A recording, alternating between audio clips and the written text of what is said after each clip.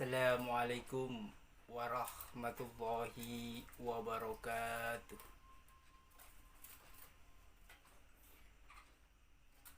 Bismillahirrahmanirrahim. Qala musannifu rahimahullah ta'ala wa nafa'ana bi wa bi ulumihi fid dharaini amin amin ya rabbal alamin. Santriwan santriwati jamaah yang dimuliakan oleh Allah Subhanahu wa taala.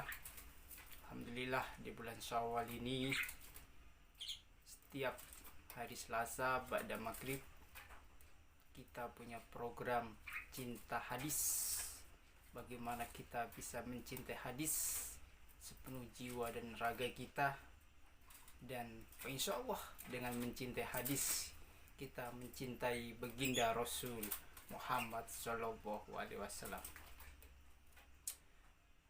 Hadis yang kita kaji adalah hadis yang dikarang oleh nama lengkapnya Syekh Al-Imam Al-Hafiz Syekh Al-Imam Al-Hafiz Abu Abdullah Muhammad ibnu Ismail ibnu Ibrahim ibnu Mukhair Al-Bukhari rahimahullah.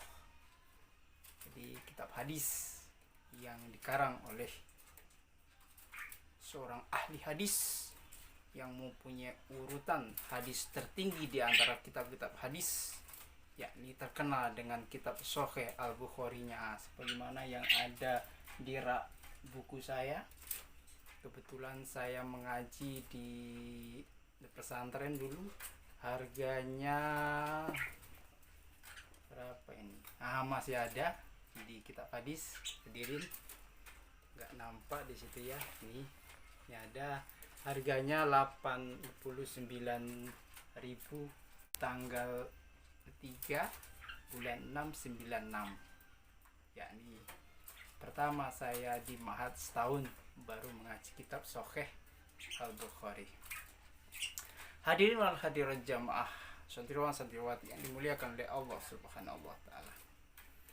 Di bab yang awal ini, yakni kaifa kana badal wahyi ila Rasulullah Muhammad sallallahu alaihi wasallam.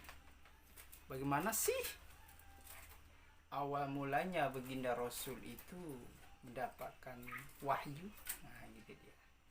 Jadi baginda Rasul itu pertama mendapatkan wahyu itu seperti apa sih? Wa qala Allah azza wa jalla dikru inna aukhayna ilaika kama aukhayna ila nuhi wan nabiyyin. Baginda Rasul Muhammad SAW itu menerima wahyu sebagaimana Nabi Nuh, bagaimana kisahnya Nabi Nuh dan nabi-nabi yang lain. Jadi sama hadirin wal hadirat jamaah yang dimuliakan oleh Allah, santriwan santriwati yang berbahagia. Min ba'dihi, sebagaimana setelah Nuh dan nabi-nabi yang lain. Jadi kisahnya sama, diuji oleh Allah Subhanahu wa taala. Pertamanya gemetar baginda Rasul Muhammad sallallahu alaihi wasallam ketika pertama kali menerima sebuah wahyu. Gemetar. Baru pertama malaikat Jibril bertemu dengan beliau. Bayangkan hadirin wan hadirat jika kita berjumpa langsung dengan malaikat Jibril. Bagi yang mendapatkan malam Lailatul Qadar kemarin di bulan suci Ramadan, itu maka Jibril langsung yang turun ke bumi ini, dan kita jumpa bagi yang qiyamul lail, bagi yang malam harinya beribadah kepada Allah Subhanahu wa taala. Malaikat Jibril mengoreksi bacaan-bacaan Al-Qur'an, mengoreksi Al-Qur'an yang ada di permukaan bumi ini, apakah ada yang dipalsukan. Jibril datang. Maka kalau dalam diri kita di malam akhir-akhir bulan Ramadan tidak ada gemetaran, berarti tidak ada malam Lailatul Qadar, hadirin wan hadirat. Karena Jibril langsung datang. Baginda Rasul aja dia gemetar. Bagaimana dengan kita? Kalau kita tenang, adem ayem, berarti terlewat malaikat Jibril datang ke kita. Hadirin wal hadirat yang dimuliakan oleh Allah Subhanahu wa taala. Nabi-nabi yang lain juga sama hadirin. Ketika diberi wahyu oleh Allah Subhanahu wa taala, gemetar badannya menggigil. Seperti kita yang baru pertama kali masuk ke universitas, itu gemetar. Sebagaimana kita ketika kita mau maju dipanggil dosen, gemetar. Sebagaimana kita maju dipanggil guru-guru kita, gemetar dia. Kenapa? Pertama. Tapi kalau sudah terbiasa, tidak. Ini badaul wahyi la rasul.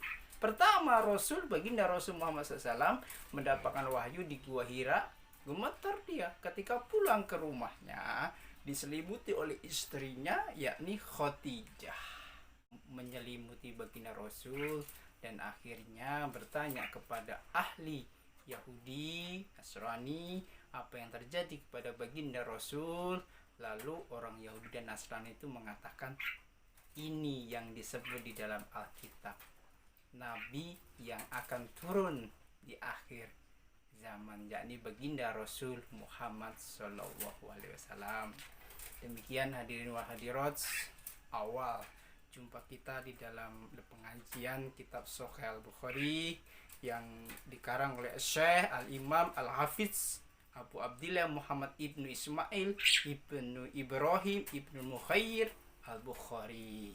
Semoga kita semua bisa istiqomah di dalam belajar, sedikit demi sedikit, lama-lama selesai kitab Sahih Al-Bukhari yang 4 juz. Maka 4 tahun baru selesai.